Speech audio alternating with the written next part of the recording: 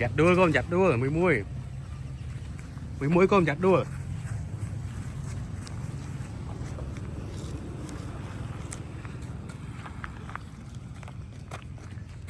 con giặt đua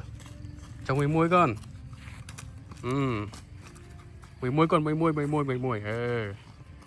con lọ con bà cả lọ con đang mười muối con giặt cho bà la mơ phong